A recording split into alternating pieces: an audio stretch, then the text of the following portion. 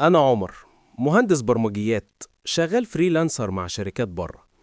حياتي كانت عبارة عن شاشة وكود وحدة قاتلة بعد ما خسرت أقرب الناس ليا. قررت في يوم إني محتاج أهرب، أغير جو وأفصل تماما. حجزت تذكرة لروما، إيطاليا. قلت أعيش وسط الفن والتاريخ شوية، يمكن روحي ترجعلي. في يوم كنت بتمشى في حواري روما القديمة. الجو كان غايم والمطر بيبدأ ينقط.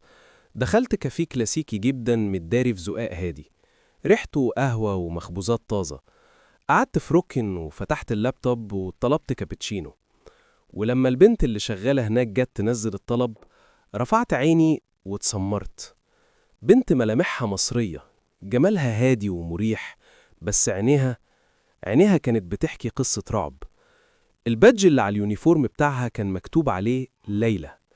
حاولت ابتسم واقول لها شكرا بالعربي، لقيتها اترعشت وبصت وراها بسرعة برعب. كان في راجل إيطالي ضخم شكله مريب واقف عند الكاشير، وعينه ما بتنزلش من عليها. ليلى رجعت له بسرعة. الموقف كان غريب، بس قلت يمكن خايفة من مديرها.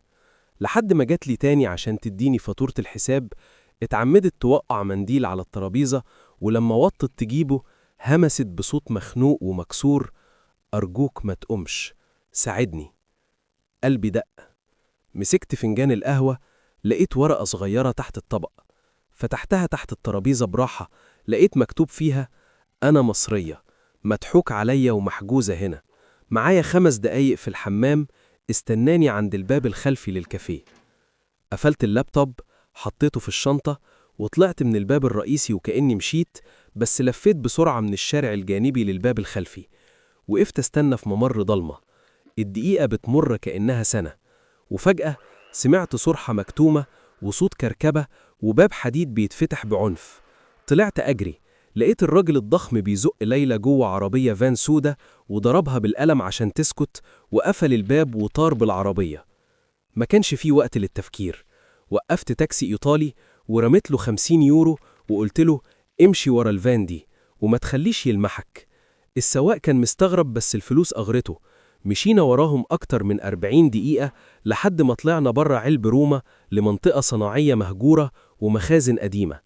الفان دخلت جوه سور حديد كبير. نزلت من التاكسي وطلبت منه يمشي. بقيت لوحدي في منطقة مقطوعة. بدأت أتسحب جنب السور لحد ما لقيت باب صاج قديم، فتحته براحة ودخلت.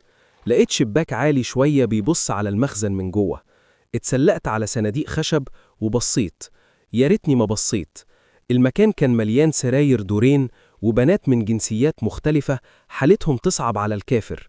ده ما كانش كافيه، دي كانت شبكة نصب وتهريب دولية. بيجيبوا البنات بحجة منح دراسية وشغل، وياخدوا باسبوراتهم ويشغلوهم بالعافية. المدير كان واقف بيزعق لليلى، وماسك باسبورها الأخضر المصري في إيده، وبيهددها إنها لو حاولت تتكلم مع زباين تاني هيخفيها من الوجود. دمي غلي. طلعت موبايلي وصورت اللي بيحصل فيديو زوم عشان يبقى معايا دليل للسفارة وللبوليس. بس وأنا بصور، أمي رنت عليا من مصر. الرنة شقت الصمت اللي في المكان زي الرصاصة. المدير سكت فجأة وبص ناحية الشباك.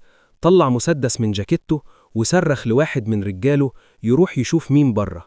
رميت نفسي على الأرض وزحفت بين الصناديق. سمعت خطواتهم طالعة تدور عليا. كنت حاسس بنهايتي، بس افتكرت إني مهندس برمجيات وممكن أعمل حركة تشتتهم. طلعت الموبايل بسرعة، شغلته على وضع الرنين العالي، ورميته في الاتجاه التاني من المخزن، واستخبيت في عربية خردة. الرجالة جريوا ناحية الصوت. في اللحظة دي جريت على الباب الجانبي للمخزن اللي كانوا سايبينه مفتوح، ودخلت. ليلى كانت قاعدة بتعيط لوحدها في أوضة صغيرة بعد ما حبسوها.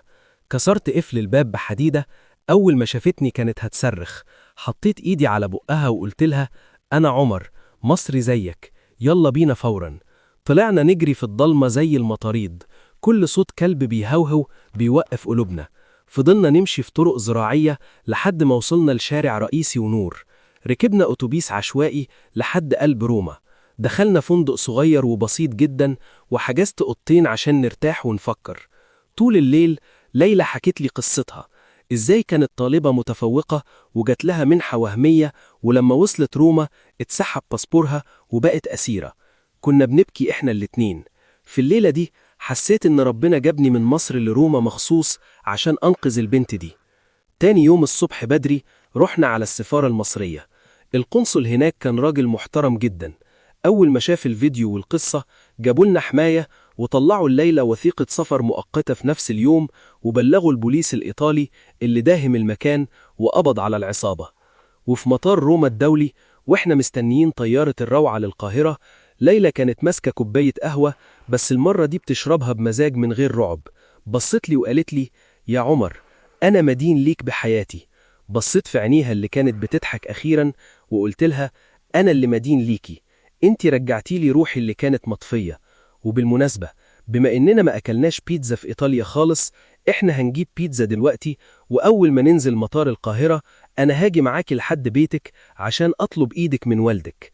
إيه رأيك؟ ضحكت ليلى بكسوف وهزت راسها بموافقة. وعرفت ساعتها إن لقاء الحب الحقيقي بيجي من غير معاد، وحتى لو كان وسط الخطر بيكون هو أجمل قدر.